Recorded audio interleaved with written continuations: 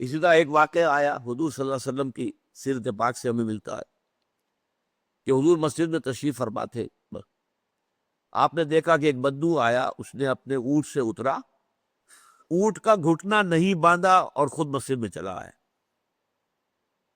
یہ اونٹ کا گھٹنا باندھنا جو ہے سمجھ لیجئے، اگر جن لوگوں کو معلوم نہیں، کہ در حقیقت یہ اونٹ کے جو 4 ٹانگیں ہیں ان میں سے ایک ٹانگ کا گھٹنا موڑ کر اس کے اوپر رسی باندھ دیتے تھے۔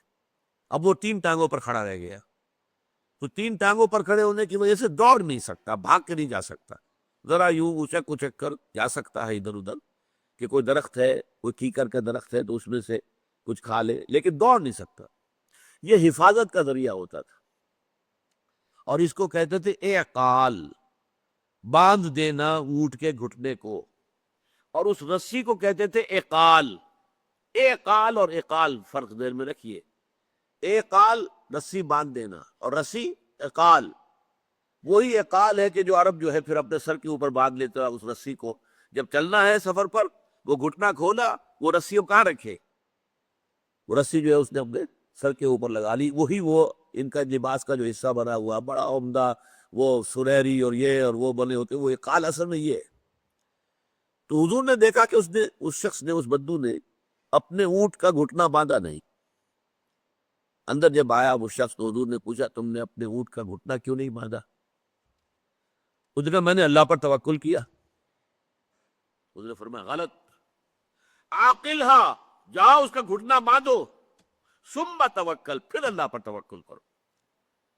اسباب و وسائل کو ترک کر دینا توکل نہیں ہے، لیکن یہ ذہن میں رکھنا کہ اسباب و وسائل سے کچھ نہیں ہوگا جب تک کہ اللہ کا اذن نہ ہو، اللہ کی مرضی نہ ہو۔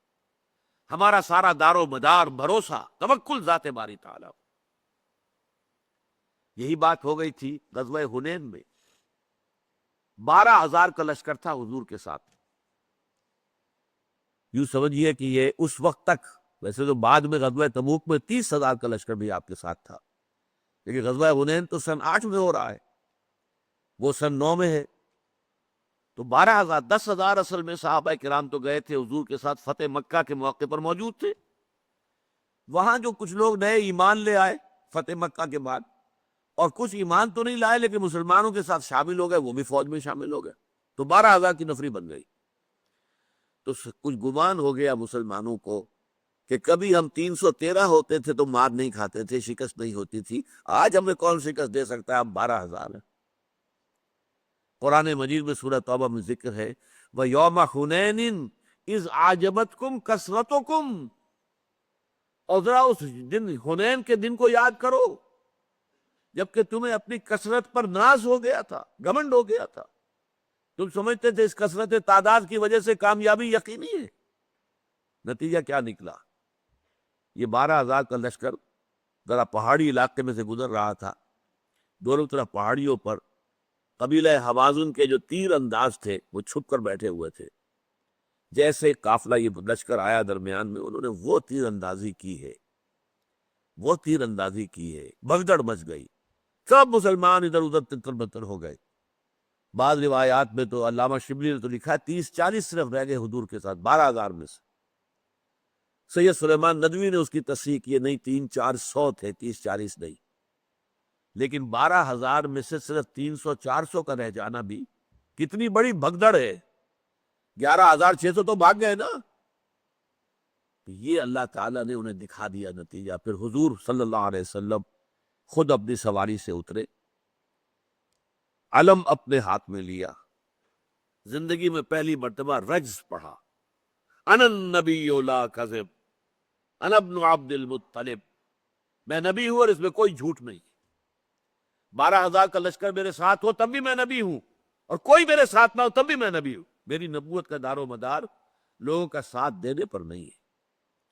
اور میں ہوں عبد المطلب کا بیٹا، یعنی آپ نے اپنے دادا کا ذکر کیا، اس لیے کہ آپ کے جو والد تھے عبداللہ وہ تو فوت ہو گئے تھے آپ کی ولادت سے بھی پہلے اور نوجوانی میں، تو ان کا کوئی خاص نام نہیں تھا، کوئی خاص ان کی حیثیت جو ہے وہ قبیلے کے اندر مکے میں نہیں تھی۔ دادا عبد المطلب تو بہت بڑی شخصیت تھے۔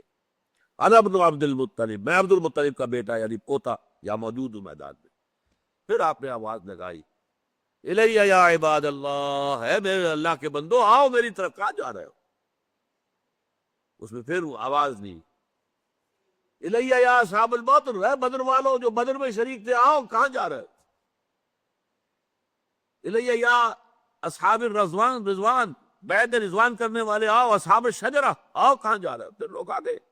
لیکن ایک مرتبہ اللہ تعالیٰ نے نقشہ دکھا دیا کہ ساز و سامان دنیاوی پر بھروسہ نہ کرو، ہاں ساز و سامان دنیاوی فراہم کرو، اسباب سے مستغنی نہ ہو جاؤ، لیکن کبھی بھی یہ نہ سمجھنا کہ تمہارے اپنے اسباب سے، وسائل و ذرائع سے، تمہاری طاقت سے، تمہاری صلاحیت سے، تمہاری ذہانت سے، تمہاری فطانت سے کوئی نتیجہ نکلے گا۔ نتیجہ وہ نکلے گا جو اللہ چاہے گا۔